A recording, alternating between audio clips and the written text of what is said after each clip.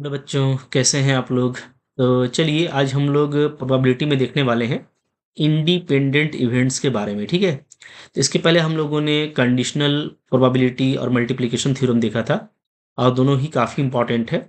और आप अगर कंडीशनल को समझते हैं तो आपको इंडिपेंडेंट इवेंट भी बहुत ही आसानी से समझ में आ जाएगा और बिल्कुल इम्पॉर्टेंट टॉपिक है। ठीक है, एग्जाम में इस टर्म का बहुत यूज़ किया जाता है, इससे रिलेटेड बहुत सारे क्वेश्चंस आते हैं। तो इसको बिल्कुल डिटेल में समझने वाले हैं। देखिए, कॉन्सेप्ट समझने में आपको जल्दबाजी नहीं करना है। एक बार आप कॉन्सेप्ट समझ जाएंगे तो आपकी स्पीड और एक्यूरेसी खुद ब खुद आ जाएगी। ठीक है, तो फिर भी मैं अगर इसको बिल्कुल एक शॉर्ट में बोलूँ तो जैसा इसका नाम है इंडिपेंडेंट इवेंट, ठीक है, तो इसका मतलब ये होता है कि ऐसा दो इवेंट जो एक दूसरे के अक्रेंस पे डिपेंड ना करता हो। जैसे मान लीजिए आप ये निकालने जानते हो, ठीक है, मान लो मेरे पास में दो इवेंट है, ई है और एफ है। ठीक है, और आप ये निकालते हो कंडीशनल प्रोबेबिलिटी ऑफ ई, ठीक है, when F is already occurred, ये आप निकालते हैं। सिंपली समझ लीजिए, अगर ये पीई के बराबर आ जाता है, अगर ये होता है तो इसका मतलब क्या है?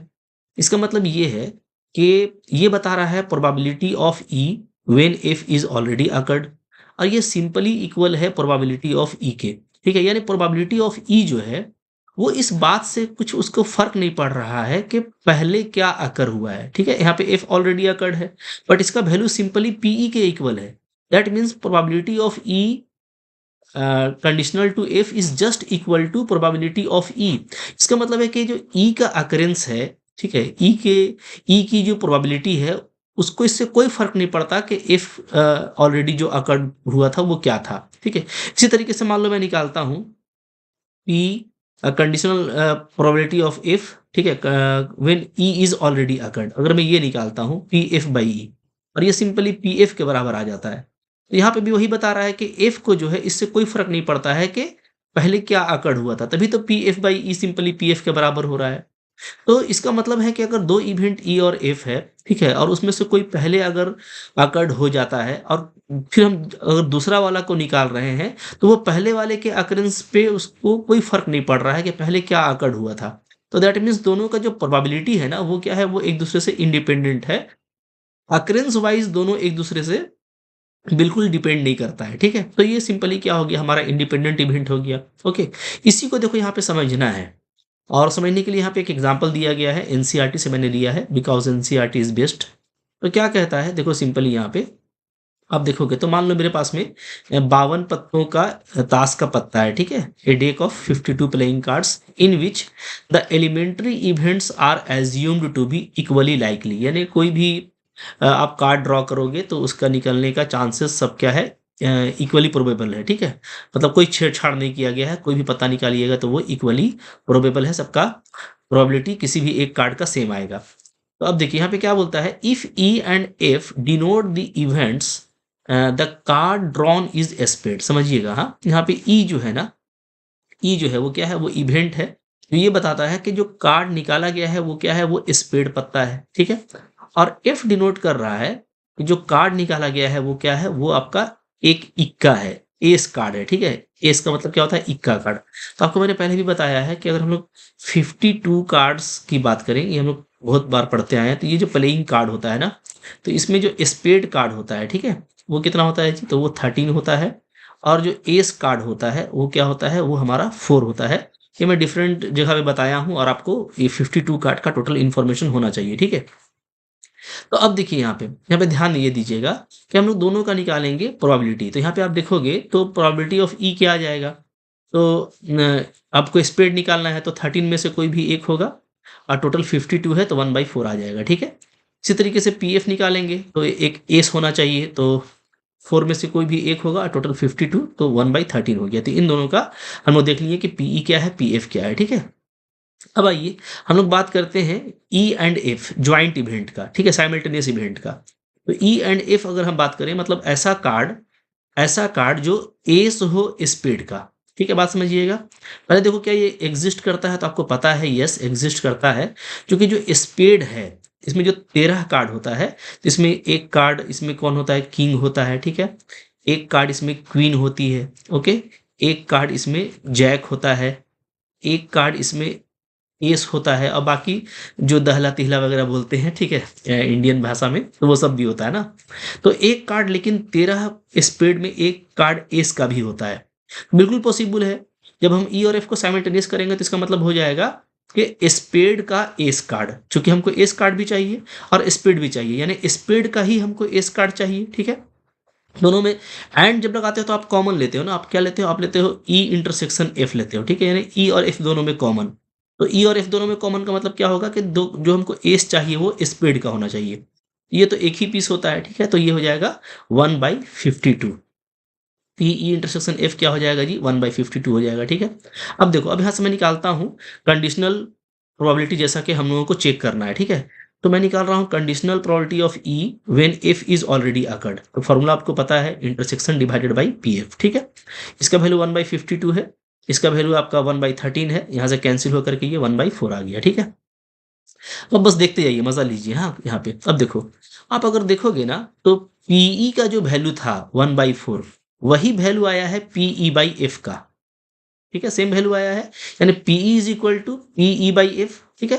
यानी ये सिचुएशन मिल गया जो हम ऊपर में बात कर रहे थे कि सिंपली जो प्रोबेबिलिटी ऑफ ई है वो इक्वल है probability of E conditional to F. तो भाई तब तो कंडीशनल का कोई मतलब नहीं है।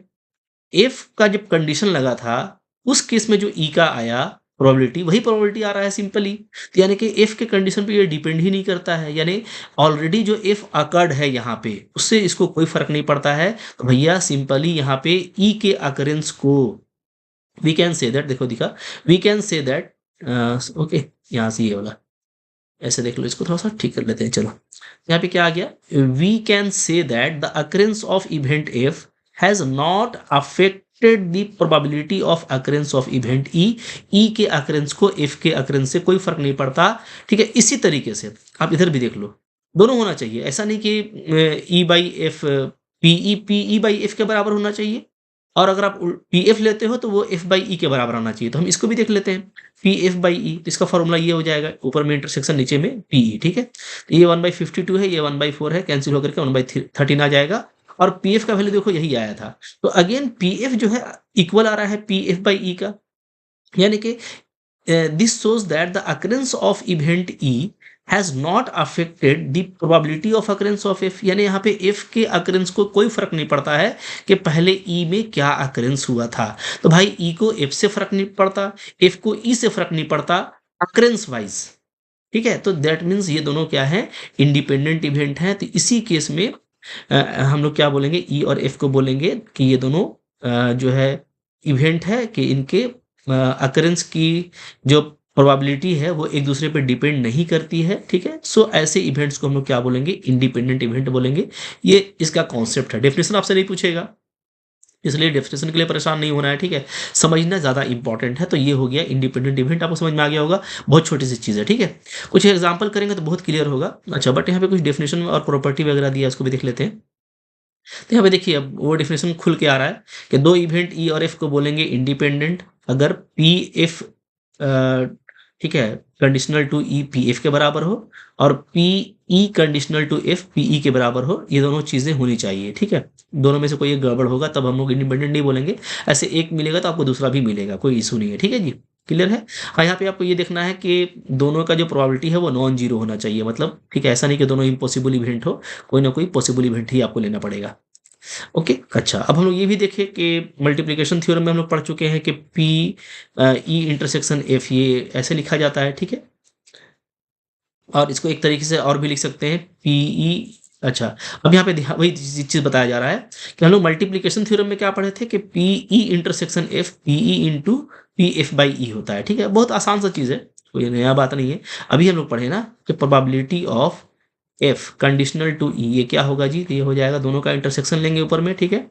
और नीचे में हम लोग लगा देंगे पीई। अब यहाँ पे अगर आप क्रॉस मल्टीप्लिकेशन करोगे तो आपका ये आ जाएगा, ठीक है? ये आ गया। अब मैं ये एफ बाय, अगर ये दोनों इंडिपेंडेंट है तो मैं एफ बाई ई को हटा के क्या सिंपली एफ लिखूंगा, ठीक है? याद रखिएगा कि अगर अगर यहाँ पे ये इंपॉर्टेंट बात आ रही है, अगर ई और एफ इंडिपेंडेंट है तो P E intersection F simply क्या होगा? पीई इंटू पी एफ होगा। यानी जो मल्टीप्लीकेशन थ्योरम था वो इंडिपेंडेंट इवेंट के केस में बहुत ही सिंपल हो जाता है, ठीक है?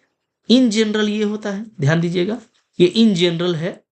In general, okay, in general ये होता है multiplication theorem, this is the multiplication theorem, multiplication theorem, ठीक है। और अगर ई और एफ इंडिपेंडेंट हो जाए, in this case when E and F is independent, तो सिंपली जो इंटरसेक्शन है ना वो पीई इंटू पी एफ के बराबर होगा। ये हो जाएगा multiplication theorem for the independent event. ये काफी इंपॉर्टेंट है, वेरी इंपॉर्टेंट, बहुत यूज करेंगे, ठीक है जी। क्लियर है, बहुत बहुत ही सिंपल है, बहुत बड़ी चीज नहीं है। आगे बढ़ो, फिर देखो यहाँ पे क्या आ रहा है, डेफिनेशन नंबर 3। तो वही बात को लिखा जा रहा है कि भैया अगर ई और एफ इंडिपेंडेंट होगा, ठीक है, तो सिंपली हम लोग क्या करेंगे, या इंडिपेंडेंट अगर आपको चेक करना है तो तरीका बताया जा रहा है कि ई और एफ अगर दो इवेंट है, ठीक है, सेम रैंडम एक्सपेरिमेंट का, तो ई और एफ को तभी इंडिपेंडेंट बोलेंगे जब P E intersection F P E into P F के बराबर आएगा। मतलब अगर आपको चेक करना है दो इवेंट आपस में इंडिपेंडेंट है कि नहीं है, तो आप पीई इंटरसेक्शन एफ निकाल लो, देख लो अगर दोनों ये आपस में इस मल्टीप्लिकेशन के बराबर आता है तो वो इंडिपेंडेंट होगा, अदरवाइज नहीं होगा, ठीक है। तो यहाँ पे रिमार्क में लिखा हुआ है कि दो इवेंट को हम लोग इंडिपेंडेंट बोलेंगे, यानी वो इंडिपेंडेंट नहीं होगा कब, जब ये चीज होल्ड नहीं करेगा, ठीक है, सिंपल सी बात हो गई। अच्छा, तो यहाँ पे कुछ इंपॉर्टेंट नोट आ रहा है, क्या आ रहा है, sometimes there is a confusion between independent events and mutually exclusive event, ठीक है। बहुत सारे बच्चों को देखो इसमें कंफ्यूजन होता है कि भाई तब तो कुछ को लगता है कि भाई दोनों तो एक ही चीज हो गया, इंडिपेंडेंट भी और म्यूचुअली एक्सक्लूसिव भी, लेकिन दोनों में फ़र्क है। मैं आपको बता रहा हूँ, देखो, जो आपका म्यूचुअली एक्सक्लूसिव है, ध्यान दीजिएगा, हाँ, एकदम बहुत वाज़ेह फ़र्क है, बहुत जो है ना, ऐसा नहीं है कि बहुत ज़्यादा कन्फ्यूज़न होने वाली कोई बात है। जो म्यूचुअली एक्सक्लूसिव है ना, ये इवेंट्स होते हैं। क्या होता है? इवेंट्स, मतलब एक ई है और एक आपका एफ है, ठीक है? ये दोनों है, और ये दोनों म्यूचुअली एक्सक्लूसिव कब होगा? जब ई इंटरसेक्शन एफ क्या होगा? एम्प्टी सेट होगा। ये देखो, ये सेट वाइज है, मतलब इवेंट क्या होता है? सेट होता है, ठीक है। तो सेट वाइज जब आप काम करोगे, ठीक है, ई का इंटरसेक्शन निकालोगे एफ के साथ में और कोई भी एलिमेंट कॉमन नहीं मिलेगा, तो ये दोनों इवेंट क्या कहलाएगा? Mutually exclusive. तो भाई फर्क बिल्कुल अलग है, ये इवेंट है, ठीक है। और इवेंट आपको पता है, दो इवेंट में कॉमन हो भी सकता है, नहीं भी हो सकता है। अगर कॉमन एलिमेंट हो नहीं होगा, अगर वो दोनों एम्प्टी सेट होंगे, तो वो आपका म्यूचुअली एक्सक्लूसिव हो जाएगा। तो म्यूचुअली एक्सक्लूसिव इवेंट्स होते हैं, ठीक है। लेकिन जब आप बात करते हो इंडिपेंडेंट का, इंडिपेंडेंट इवेंट्स, ठीक है, तो ये जो है ना, ये नाम जरूर है इंडिपेंडेंट इवेंट्स इसका, लेकिन ये इवेंट के इवेंट वाइज नहीं होता है, बल्कि जब हम उसका प्रोबेबिलिटी फाइंड आउट करेंगे उस वक्त इसको देखा जाएगा। जब आप प्रोबेबिलिटी ऑफ ई निकालते हो, ठीक है, जब आप निकालते हो प्रोबेबिलिटी ऑफ एफ, और इन दोनों को एक दूसरे के अकरेंस से कोई फर्क नहीं पड़ता। जैसे मैंने अभी आपको बताया कि आप निकालोगे ई कंडीशन टू एफ और ये सिंपली पीई के बराबर आ जाएगा, मतलब ई को कोई फर्क नहीं पड़ रहा है कि ऑलरेडी क्या अकर्ड हुआ था या इसके पहले कौन सी घटना घटी थी। तो ये अकरेंस वाइज है, माने घटना जब घटेगी, जब आप उसका अकरेंस चेक करेंगे, जब आप उसका प्रोबेबिलिटी निकालेंगे, तब आप वहां पे इंडिपेंडेंट को डिसाइड करेंगे। लेकिन जो स्टार्टिंग केस होता है, जिसमें हम लोग एक सिंपल स्पेस बनाते हैं और इवेंट्स लेते हैं, तो बस वहीं पे आपको देखना है कि अगर इवेंट में कोई कॉमन एलिमेंट नहीं आ रहा है, एम्प्टी आ रहा है कॉमन पार्ट, तो उसको हम लोग क्या बोलेंगे? सिंपली म्यूचुअली एक्सक्लूसिव बोलेंगे। तो बहुत ही क्लियर सी बात है। यहाँ पे देखो वही बात लिखा हुआ है कि term independent is defined in term of probability of event, whereas mutually exclusive event is defined in term of event, यानी सबसेट ऑफ सिंपल स्पेस, ठीक है। सिंपल सी बात है जो मैंने बताया। More over mutually exclusive events never have an outcome common, इसमें कोई कॉमन आउटकम नहीं होता, जैसे आपके यहाँ पे दिख रहा है, मैंने दिखाया कि 5 होता है, ठीक है। बट इंडिपेंडेंट इवेंट्स में हैव कॉमन आउटकम, ये एक इंपॉर्टेंट बात है, ठीक है। इंडिपेंडेंट इवेंट में ना कॉमन आउटकम हो सकता है, बिल्कुल हो सकता है, ठीक है, ओके। जैसे अभी मैंने आपको दिखाया था कि भाई आप देखोगे तो जो 13 स्पेड का पत्ता होता है उसमें एक एस भी होता है, तो कॉमन आउटकम तो है, लेकिन दोनों इंडिपेंडेंट इवेंट था, ठीक है। तो इंडिपेंडेंट इवेंट में कॉमन आउटकम बिल्कुल हो सकता है, लेकिन म्यूचुअली एक्सक्लूसिव में कभी भी कॉमन आउटकम नहीं होगा। और म्यूचुअली एक्सक्लूसिव जो हम लोग चेकआउट करते हैं, वो हम लोग चेकआउट करते हैं सिंपल स्पेस के, जब हम लोग सबसेट को निकालते हैं उसी टाइम ई और एफ में, ठीक है।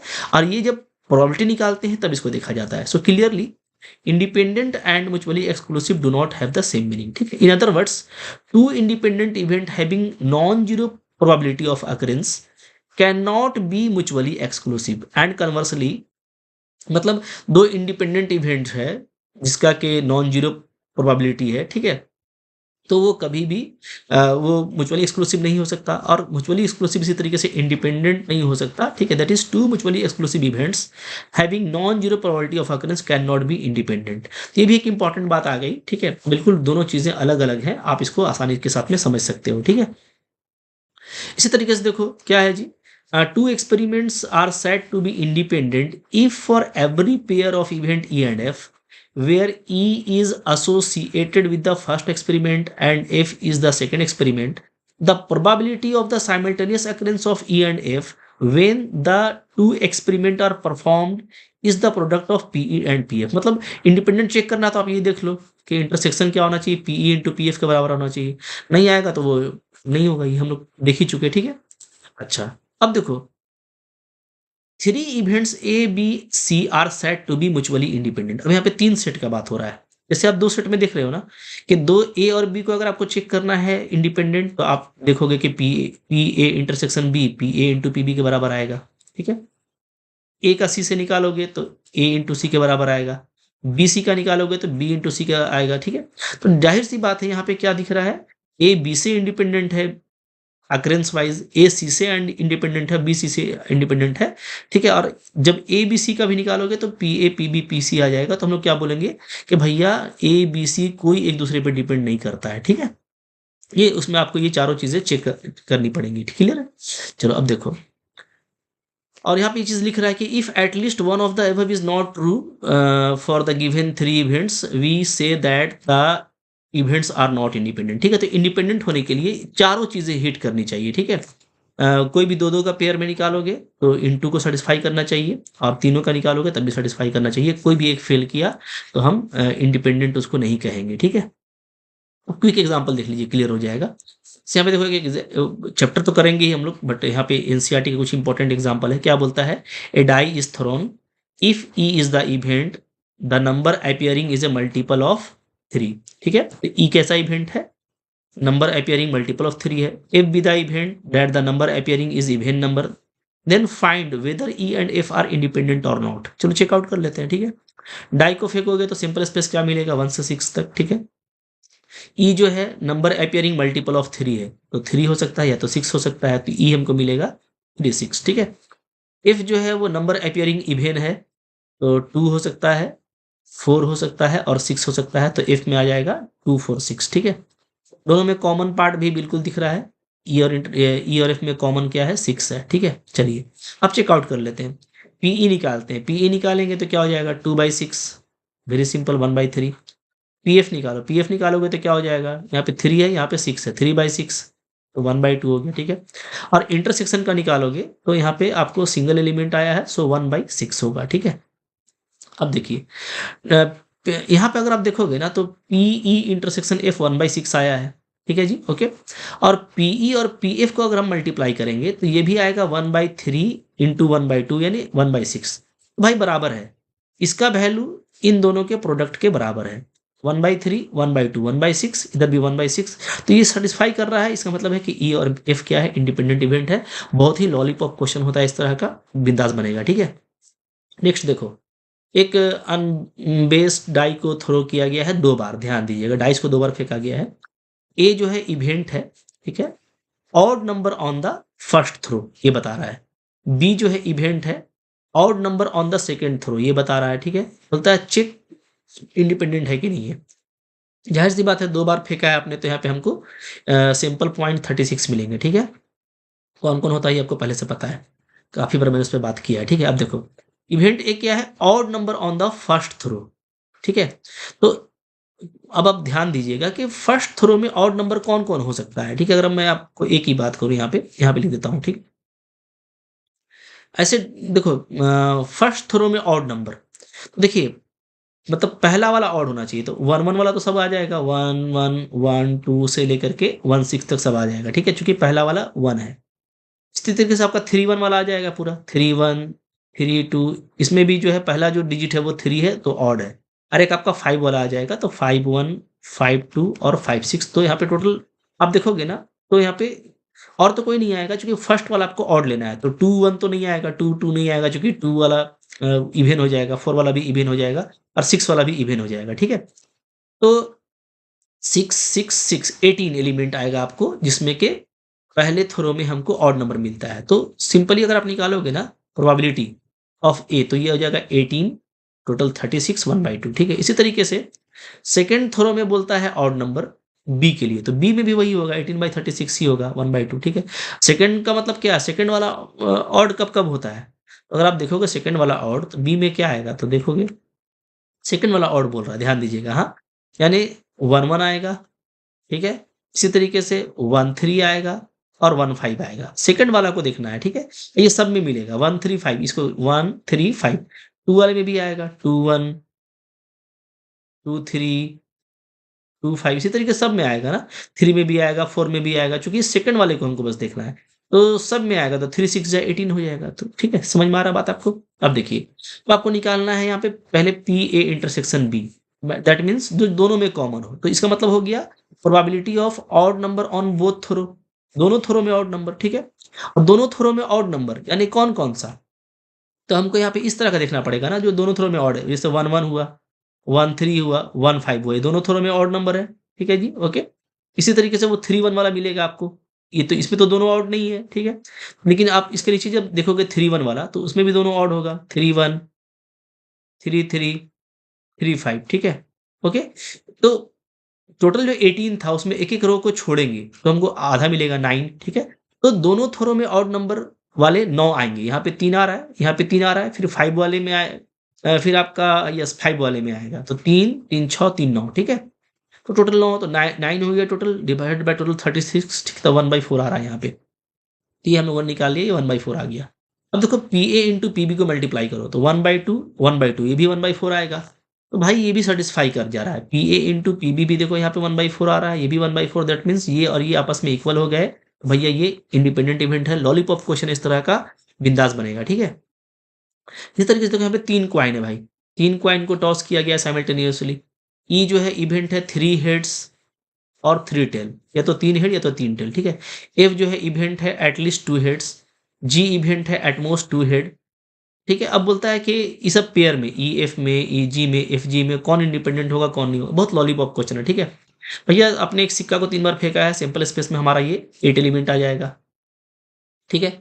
ई बोलता है 3 हेड या 3 टेल, तो ई में ये होगा।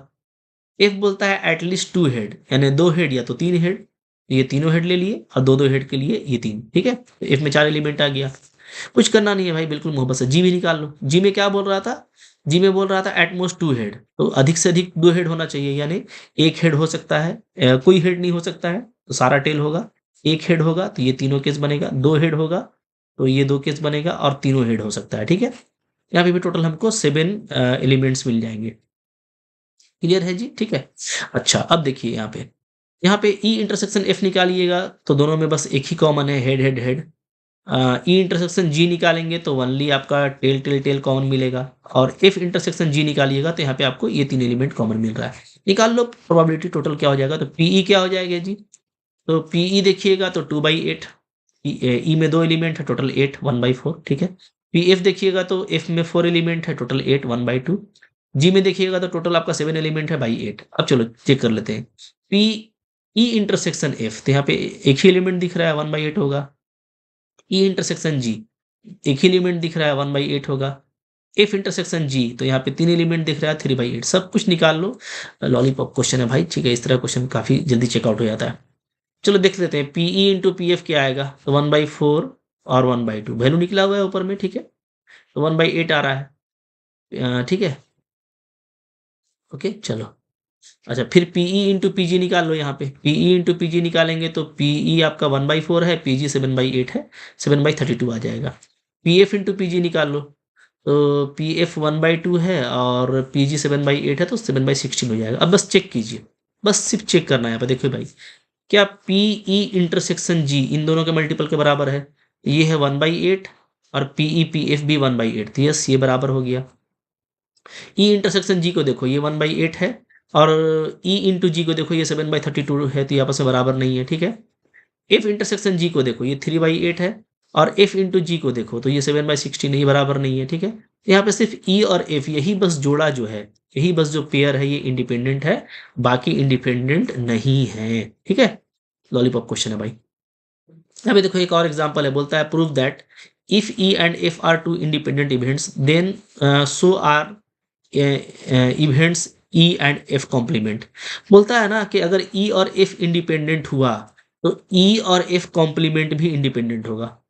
कुछ करना नहीं है, देखो ई और एफ इंडिपेंडेंट है, कभी ये पूछ प्रूफ भी पूछ देता है तो इंपॉर्टेंट है, थोड़ा ध्यान दीजिएगा, कभी कभार इसका प्रूफ भी पूछ देता है, ठीक है, एग्जाम में। देखो भाई ई और एफ इंडिपेंडेंट है, तो ये मेरे को हो गया, समझ लो गिवन, ये मेरे को गिवन हो गया इक्वेशन 1, ठीक है, दिस इज गिवन कि ये मेरा इंडिपेंडेंट है। अब देखिए वेनन डायग्राम समझना काफी इजी है। हाँ, वेनन डायग्राम काफी सिंपल होता है सेट्स को समझने के लिए। ये अगर आप देखोगे तो ये मेरा ई है, ये मेरा एफ है, बीच वाला पोर्शन व्हाइट वाला ये इंटरसेक्शन का पार्ट है, और पूरा जो है सिंपल स्पेस आपका एस है, ठीक है। अब आप देखिए कैसे कैसे कह सकते हैं, ये जो होता है वनली पार्ट, ये पार्ट क्या है, ये वनली ई इंटरसेक्शन, वनली ई होता है, इसको हम लोग क्या बोलते हैं, वनली ई। तो वनली ई को ऐसे दिखाया जाता है, ई इंटरसेक्शन एफ डैश। और ये जो पार्ट है, ये पार्ट है वनली एफ, इसको दिखाया जाता है F E complement intersection F, ठीक है, ऐसे दिखाया जाता है। और ये जो कॉमन पार्ट है इसको हम लोग ऐसे लिखते हैं, ये बीच वाला पार्ट है, ये वाला, ये जो येलो वाला पार्ट है ये हमारा इंटरसेक्शन पार्ट है, ठीक है, ये तो ठीक है। अच्छा, ये येलो और ब्लू के अलावा जो व्हाइट स्पेस है वो पूरा E intersection E complement intersection F complement है। मतलब ई कॉम्प्लीमेंट का मतलब हो गया ई के अलावा, एफ कॉम्प्लीमेंट हो गया एफ के अलावा, ठीक है। और इन दोनों का इंटरसेक्शन, तो ये ई है, ई के अलावा ये पूरा स्पेस बच रहा है ऊपर वाला, एफ के अलावा ये पूरा ऊपर वाला स्पेस बच रहा है, तो इन दोनों में कॉमन क्या है, यही वाला है। ये पूरा व्हाइट स्पेस बच रहा है, ये है हमारा E complement intersection F complement. Venn में ये सारी जो सिंबल्स हैं ये सारा इंपॉर्टेंट है, ठीक है। अब देखिए यहाँ पे अगर आप देखिएगा तो ई को मैं कैसे लिख सकता हूँ, सिंपली ई को, ठीक है।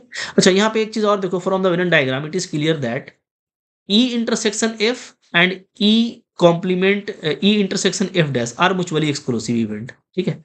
क्या क्या, ई इंटरसेक्शन एफ, इसको देखिए आप, ये येलो वाला, और ई इंटरसेक्शन एफ डैश ये ब्लू वाला, ये दोनों में कोई कॉमन पार्ट नहीं है, तो ये दोनों क्या है, म्यूचुअली एक्सक्लूसिव है, ठीक है। और ई को मैं लिख सकता हूं इन दोनों का यूनियन, ठीक है, इन दोनों को मिला देंगे तो ये मेरा पूरा गोला ई का जो राउंड शेप है सो मिल जाएगा, ठीक है। तो यहां से अगर हम पीई लिखें तो हम लिख सकते हैं P E intersection F plus P E intersection F dash, क्योंकि ये दोनों म्यूचुअली एक्सक्लूसिव है, ध्यान दीजिएगा ना, इसलिए हम इसको ऐसे लिख सकते हैं, ठीक है, बीच में से प्लस आएगा। क्लियर है। अच्छा, अब देखिए यहाँ से पीई इंटरसेक्शन एफ डैश, क्योंकि आपको प्रूफ करना है कि ई और एफ भी क्या है, आपस में इंडिपेंडेंट है। हमको ये दिया हुआ है कि ई और एफ इंडिपेंडेंट है, यानी ये रिलेशन एग्जिस्ट कर रहा है, तो हमको इसको शो करना है। तो इसको शो करने के लिए हम लेके चलेंगे पीई, ठीक है, और इंटू पी एफ डैश, इसको हम दिखाएंगे कि पीई इंटरसेक्शन एफ डैश जो है वो सिंपली इसके इक्वल है, P E into P F dash क्या है, तो हमको लेके चलना है पीई इंटरसेक्शन एफ डैश, ठीक है। तो यहाँ से हम इसको अलग करेंगे, इसको अलग कीजिएगा तो आपका ये रिलेशन मिल जाएगा, ठीक है। अब यहाँ पे ध्यान दीजिएगा पीई सही है, ओके, क्योंकि दोनों इंडिपेंडेंट है तो हम इक्वेशन 1 का यूज करेंगे, तो पीई इंटरसेक्शन एफ को हम पीई इंटू पी एफ लिखेंगे। अब इन दोनों से आप पीई को कॉमन ले लीजिए, ठीक है, पीई को आप कॉमन लीजिएगा तो यहाँ पे क्या बचेगा, 1 माइनस पी एफ बचेगा, और 1 माइनस पी एफ क्या होता है, ये पी एफ डैश होता है। तो देखो सिंपली क्या आ गया, P E intersection F dash equal to P E into P F dash आ गया है। मतलब ये चीज जो हमको प्रूफ करना था वो यहाँ पे प्रूफ हो गया। So this are the independent also. तो बहुत ही छोटा सा इसका प्रूफ होता है। अगर आपको ये वेनन डायग्राम याद रहेगा ना, और सारे सिंबल्स आपको समझ में आ रहे हैं, क्योंकि आप लोग सेट्स बहुत अच्छे से पढ़े हो, ये बहुत ही अच्छे से आपको समझ में आ जाएगा, कोई इशू नहीं है, ठीक है, इसको याद रखना। चलिए, अब यहाँ पे देखिए उसी को थोड़ा सा एक्सटेंड किया गया है, और ये इंपॉर्टेंट बात है, इसको अभी आप याद रखोगे, ठीक है, कि अगर ई और एफ इंडिपेंडेंट इवेंट है तो ई कॉम्प्लीमेंट और एफ भी इंडिपेंडेंट होगा, ठीक है। इसके पहले आप देख चुके, मतलब कोई एक कॉम्प्लीमेंट ले लो और कोई आप ऐसे ले लो तो ये भी इंडिपेंडेंट होगा, और इंडिपेंडेंट, ठीक है। या आप ई को ऐसे ही ले लीजिए और एफ पे आप ले लीजिए कॉम्प्लीमेंट, तो ये भी इंडिपेंडेंट होगा। या आप ई का कॉम्प्लीमेंट ले लीजिए और साथ में आप एफ का भी कॉम्प्लीमेंट ले लीजिए, तो ये दोनों भी आपस में इंडिपेंडेंट। तो कोई भी जोड़ा अगर ई और एफ आपस में इंडिपेंडेंट है तो आप इसका कोई भी जोड़ा बनाइएगा, किसी एक को कॉम्प्लीमेंट कीजिएगा या दोनों को कॉम्प्लीमेंट कीजिएगा, तभी वो इंडिपेंडेंट रहेगा। यहाँ पे वही चीज बता रहा है, छोटा सा रिजल्ट है जो कि हम लोग यूज करेंगे, ठीक है।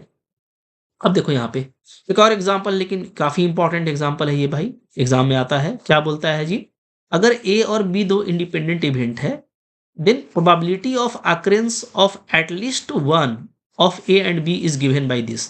ठीक है, मतलब अगर दोनों इवेंट इंडिपेंडेंट है, बात समझिएगा। हाँ, ए और बी क्या है, ए एंड बी आपका क्या है, आर इंडिपेंडेंट, इंडिपेंडेंट है, शॉर्ट में लिख रहा हूँ। ठीक है, तो यहाँ से ये बात तो समझ में आता है कि ए इंटरसेक्शन बी का जो प्रोबेबिलिटी है वो सिंपली क्या होगा, P A into P B होगा। ठीक है, ये होगा।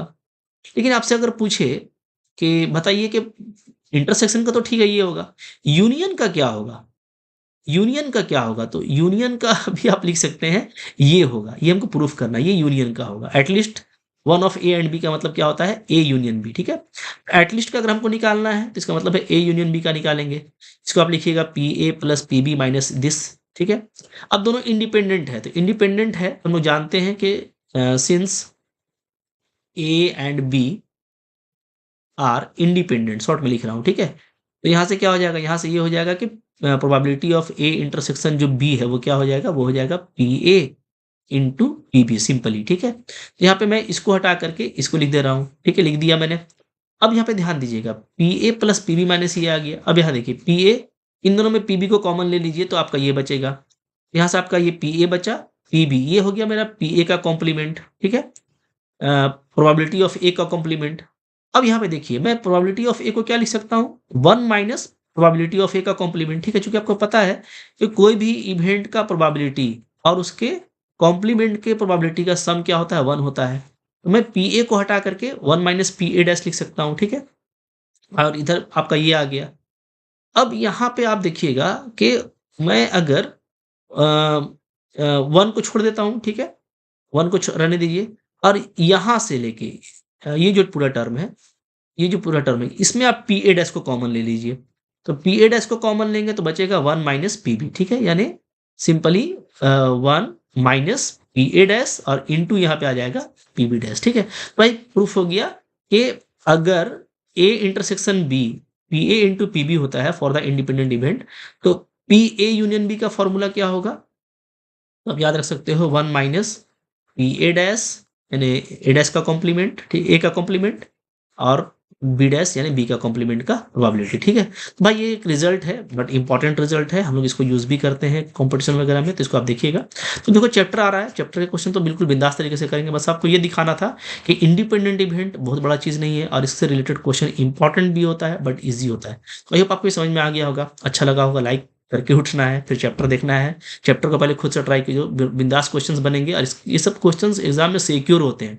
मतलब एक तो पक्का बनता है, स्पीड में बनता है, आपका टाइम कम लेता है, साइज भी छोटा होता है, और आपके लिए स्ट्रेस भी नहीं रहता एग्जाम में। तो प्रोबेबिलिटी को जितना अच्छा रखोगे, आपके लिए कंपटीशन में यहाँ से क्वेश्चंस को गेन करना काफ़ी इजी होगा। ठीक है, पढ़ते रहिए, चैनल पर नहीं सब्सक्राइब करके रखिएगा, 1 to 1 सारा कंटेंट करा रहे हैं। ठीक है, कंपटीशन की तैयारी भी कराता हूँ मैं, तो आपको उसके लिए मेरा ऐप डाउनलोड कर सकते हो। मेरे ऐप का नाम है MSc लर्न ऑनेस्टली। ठीक है, तो अगर आप हायर मैथमेटिक्स में तैयारी कर रहे हो, CSIR नेट की, गेट की, ठीक है, IIT जैम की, या अगर आप PGT TGT की तैयारी कर रहे हो, तो आप इस ऐप पे जाओ, बहुत अच्छे कोर्सेज हैं, अच्छा फीडबैक है। ठीक है, वहाँ से आपकी सिक्योरिटी बढ़ जाएगी। ठीक है, थैंक यू वेरी मच।